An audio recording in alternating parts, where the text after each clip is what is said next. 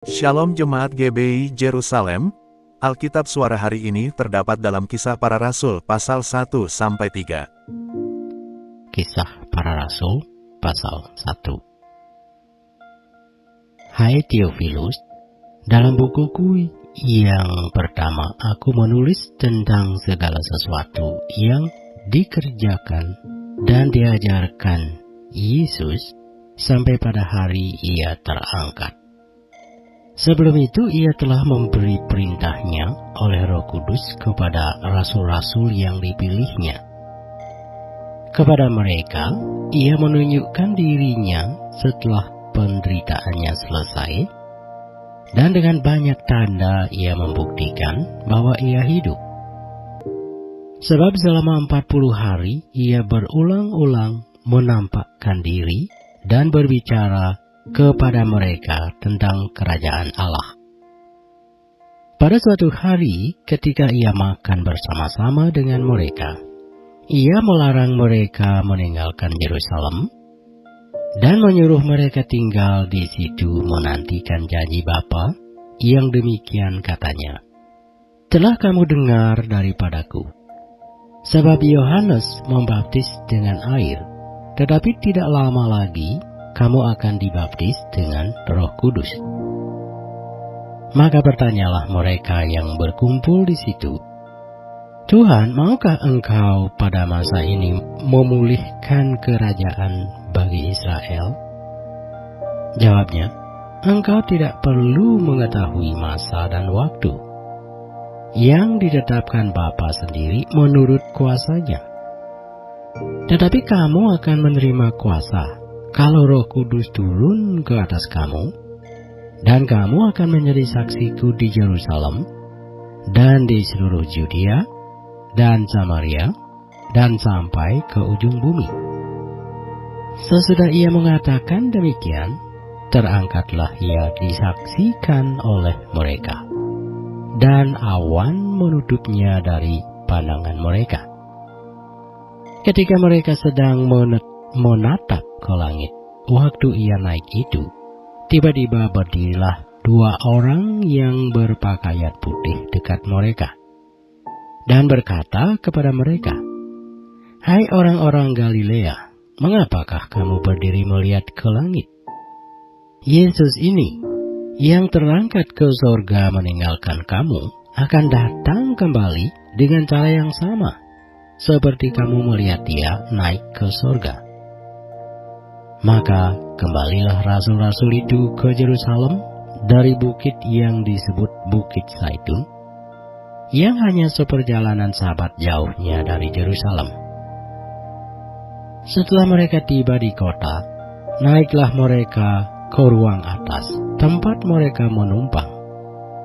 Mereka itu ialah Petrus dan Yohanes, Yakobus dan Andreas, Filipus dan Thomas, Bartolomeus dan Matius, Yakobus bin Alfius, dan Simon orang Selot, dan Judas bin Yakobus. Mereka semua bertekun dengan sehati dalam doa bersama-sama dengan beberapa perempuan serta Maria, ibu Yesus, dan dengan saudara-saudara Yesus. Pada hari-hari itu, berdirilah Petrus di tengah-tengah saudara-saudara yang sedang berkumpul itu, kira-kira 120 orang banyaknya, lalu berkata, Hai saudara-saudara, haruslah genap nas kitab suci yang disampaikan Roh Kudus dengan perantaraan Daud tentang Yudas, pemimpin orang-orang yang menangkap Yesus itu. Dahulu ia termasuk bilangan kami dan mengambil bagian di dalam pelayanan ini. Yudas ini telah membeli sebidang tanah dengan upah kejahatannya, lalu ia jatuh tertelungkup dan perutnya terbelah sehingga semua isi perutnya tertumpah keluar.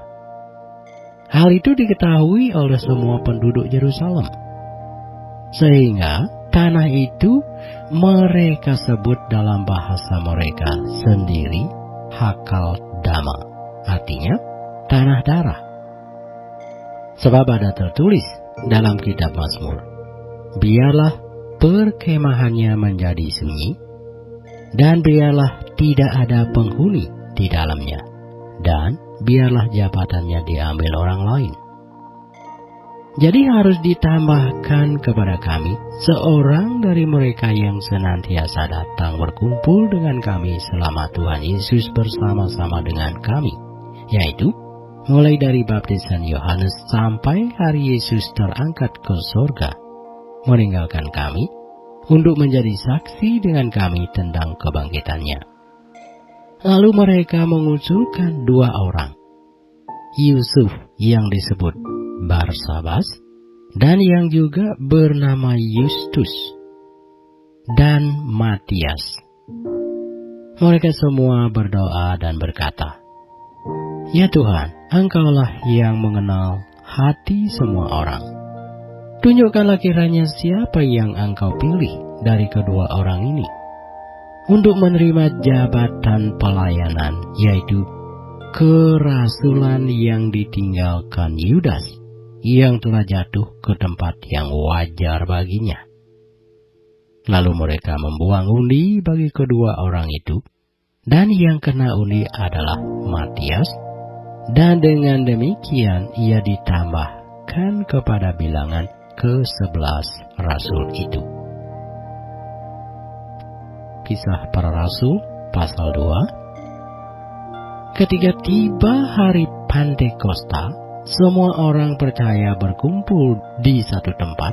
Tiba-tiba turunlah dari langit suatu bunyi seperti tiupan angin keras yang memenuhi seluruh rumah di mana mereka duduk. Dan tampaklah kepada mereka lidah-lidah seperti nyala api yang bertebaran dan hinggap pada mereka masing-masing. Maka penuhlah mereka dengan Roh Kudus. Lalu mereka mulai berkata-kata dalam bahasa-bahasa lain, seperti yang diberikan oleh Roh itu kepada mereka untuk mengatakannya. Waktu itu di Yerusalem diam orang-orang Yahudi yang saleh dari segala bangsa di bawah kolong langit.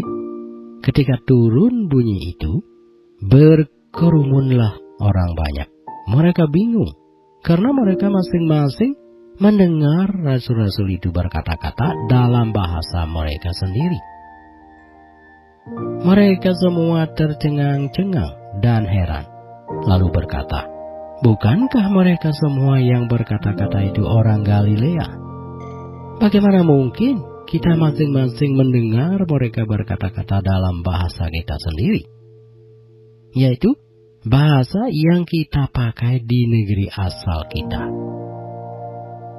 Kita orang Partia, Media, Elam, penduduk Mesopotamia, Judea, dan Kapadokia, Pontus dan Asia, Frigia dan Pamfilia, Mesir, dan daerah-daerah Libya yang berdekatan dengan Kirene, pendatang-pendatang dari Roma, baik orang Yahudi maupun penganut agama Yahudi, orang Kreta dan orang Arab.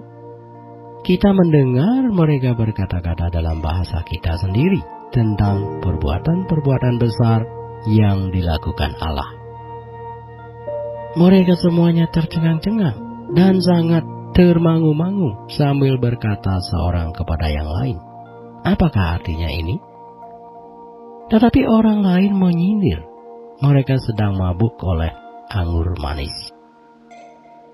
Maka bangkitlah Petrus berdiri dengan ke-11 rasul itu, dan dengan suara nyaring ia berkata kepada mereka, "Hai kamu orang Yahudi, dan kamu semua yang tinggal di Yerusalem, ketahuilah dan camkanlah perkataanku ini. Orang-orang ini tidak mabuk seperti yang kamu sangka, karena hari baru pukul 9.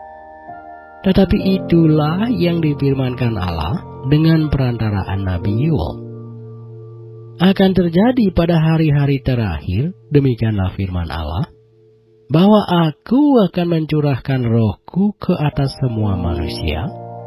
maka anak-anakmu laki-laki dan perempuan akan bernubuat, dan taruna-tarunamu akan mendapat penglihatan-penglihatan, dan orang-orangmu yang tua akan mendapat mimpi. Juga ke atas hamba-hambaku laki-laki dan perempuan akan kucurahkan rohku pada hari-hari itu, dan mereka akan bernubuat. Dan aku akan mengadakan mujizat-mujizat di atas, di langit, dan tanda-tanda di bawah, di bumi, darah dan api, dan gumpalan-gumpalan asap. Matahari akan berubah menjadi gelap gulita, dan bulan menjadi darah, sebelum datangnya hari Tuhan, hari yang besar dan mulia itu. Dan barang siapa yang berseru kepada nama Tuhan akan diselamatkan. Hai orang-orang Israel, dengarlah perkataan ini. Yang aku maksudkan ialah Yesus dari Nazaret, seorang yang telah ditentukan Allah, dan yang dinyatakan kepadamu dengan kekuatan-kekuatan dan mujizat-mujizat, dan tanda-tanda yang dilakukan oleh Allah dengan perantaraan Dia di tengah-tengah kamu, seperti yang kamu tahu. Dia yang diserahkan Allah menurut maksud dan rencananya telah kamu salibkan dan kamu bunuh oleh tangan bangsa-bangsa durhaka. Tetapi Allah membangkitkan Dia dengan melepaskan Dia dari sengsara maut, karena tidak mungkin Ia tetap berada dalam kuasa maut itu. Sebab Daud berkata tentang Dia, aku senantiasa memandang kepada Tuhan, karena Ia berdiri di sebelah kananku, aku tidak goyah. Sebab itu hatiku bersukacita dan jiwaku bersorak-sorak, bahkan tubuhku akan diam dengan tentram. Sebab Engkau tidak menyerahkan aku kepada dunia orang mati, dan tidak membiarkan orang kudus-Mu melihat kebinasaan. Engkau memberitahukan kepadaku jalan kehidupan. Engkau akan melimpahi aku dengan sukacita di hadapan-Mu. Saudara-saudara, aku boleh berkata-kata dengan terus terang kepadamu tentang Daud, bapa bangsa kita. Ia telah mati dan dikubur, dan kuburannya masih ada pada kita sampai hari ini. Tetapi ia adalah seorang nabi, dan ia tahu bahwa Allah telah berjanji kepadanya dengan mengangkat sumpah bahwa ia akan mendudukkan seorang dari keturunan Daud sendiri di atas tahtanya. Karena itu, ia telah melihat ke depan dan telah berbicara tentang kebangkitan Mesias ketika ia mengatakan bahwa Dia tidak ditinggalkan di dalam dunia orang mati, dan bahwa dagingnya tidak mengalami kebinasaan. Yesus inilah yang dibangkitkan Allah, dan tentang hal itu kami semua adalah saksi. Dan sesudah Ia ditinggikan oleh tangan kanan Allah dan menerima Roh Kudus yang dijanjikan itu, maka dicurahkannya apa yang kamu lihat dan dengar di sini. Sebab bukan Daud yang naik ke surga, malahan Daud sendiri berkata, Tuhan telah berfirman kepada Tuanku, duduklah di sebelah kananku, sampai kubuat musuh-musuhmu menjadi tumpuan kakimu. Jadi seluruh kaum Israel harus tahu dengan pasti bahwa Allah telah membuat Yesus yang kamu salibkan itu menjadi Tuhan dan Kristus. Ketika mereka mendengar hal itu, hati mereka sangat terharu.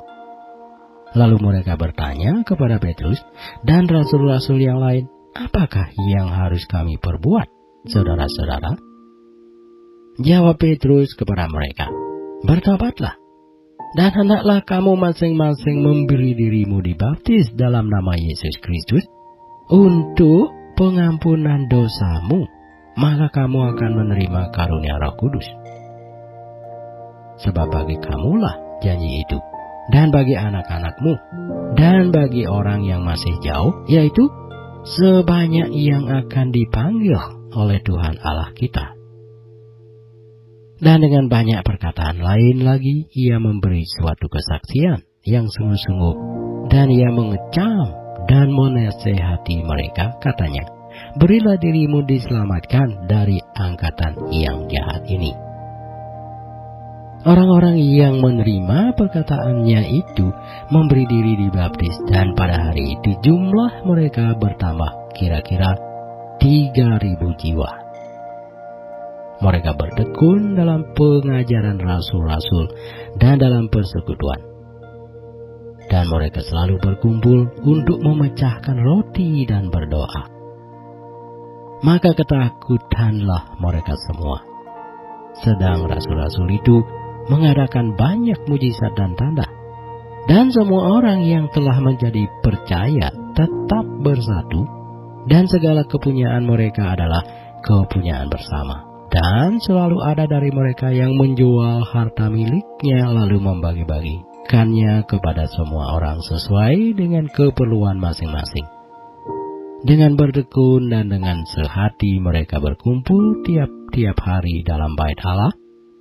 Mereka memecahkan roti di rumah masing-masing secara bergilir dan makan bersama-sama dengan bergembira dan dengan tulus hati sambil memuji Allah. Dan mereka disukai semua orang. Dan tiap-tiap hari Tuhan menambah jumlah mereka dengan orang yang diselamatkan.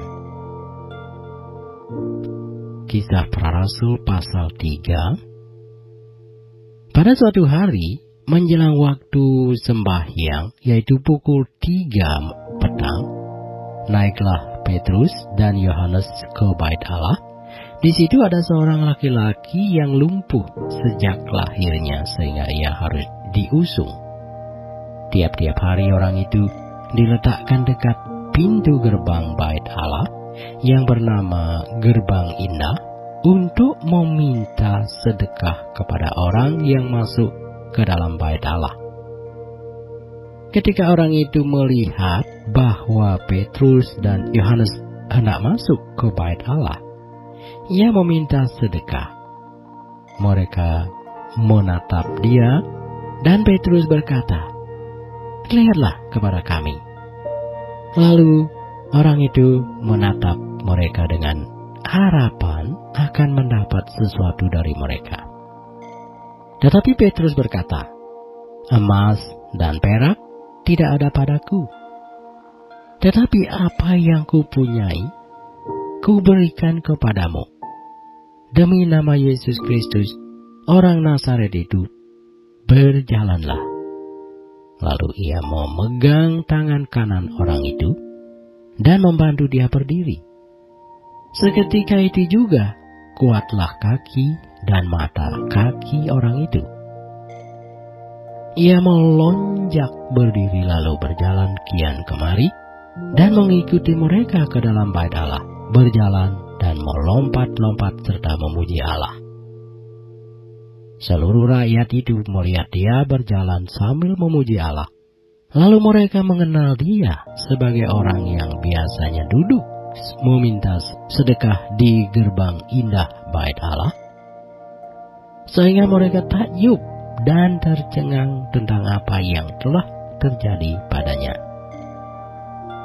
Karena orang itu tetap mengikuti Petrus dan Yohanes, maka seluruh orang banyak yang sangat keheranan itu datang mengerumuni mereka di serambi yang disebut serambi Salomo. Petrus melihat orang banyak itu lalu berkata, hai orang Israel, mengapa kamu heran tentang kejadian itu dan mengapa kamu menatap kami seolah kami membuat orang ini berjalan? Karena kuasa atau kesalehan kami sendiri? Allah Abraham, Ishak dan Yakub, Allah nenek moyang kita telah memuliakan hambanya, yaitu Yesus yang kamu serahkan dan tolak di depan Pilatus, walaupun Pilatus berpendapat bahwa ia harus dilepaskan. tetapi kamu telah menolak yang kudus dan benar, serta menghendaki seorang pembunuh sebagai hadiahmu. Demikianlah ia, pemimpin kepada hidup, telah kamu bunuh, tetapi Allah telah membangkitkan dia dari antara orang mati. Dan tentang hal itu kami adalah saksi. Dan karena kepercayaan dalam nama Yesus, maka nama itu telah menguatkan orang yang kamu lihat dan kamu kenal ini. Dan kepercayaan itu telah memberi kesembuhan kepada orang ini di depan kamu semua. Hai saudara-saudara, aku tahu bahwa kamu telah berbuat demikian karena ketidaktahuan, sama seperti semua pemimpin kamu. Tetapi dengan jalan demikian, Allah telah menggenapi apa yang telah difirmankannya dahulu dengan perantaraan nabi-nabinya, yaitu bahwa Mesias yang diutusnya harus menderita. Karena itu sadarlah dan bertobatlah, supaya dosamu dihapuskan, agar Tuhan mendatangkan waktu kelegaan dan mengutus Yesus yang dari semula diundukkan bagimu sebagai Kristus. Kristus itu harus tinggal di sorga sampai waktu pemulihan segala sesuatu, seperti yang difirmankan Allah dengan perantaraan nabi-nabinya yang kudus di zaman dahulu. Bukankah telah dikatakan Musa, Tuhan Allah akan membangkitkan bagimu seorang nabi dari antara saudara-saudaramu, sama seperti aku. Dengarkanlah dia dalam segala sesuatu yang akan dikatakannya kepadamu. Dan akan terjadi bahwa semua orang yang tidak mendengarkan nabi itu akan dibasmi dari umat kita. Dan semua nabi yang pernah berbicara, mulai dari Samuel dan sesudah dia, telah bernubuat tentang zaman ini.